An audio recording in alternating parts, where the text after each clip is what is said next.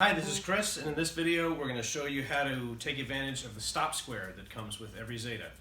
This is actually a great tool. It's got double dovetail ways on it. The best application, I think, for this accessory is if you needed to make a vertical cut with your Zeta. This is kind of an unstable operation. So there's tracks on the base of the machine. You can slide the stop square right onto the base of the machine, lock the thumb tab down. Now you can hold onto the machine with your thumb and you have a very stable vertical platform. The other applications include, you can put the stop square onto the front of the Zeta as well. There's ways on the front of the machine.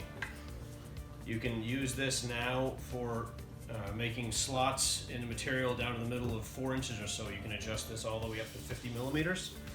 You can also use this for working on the long point in miters, which we'll show you in another video.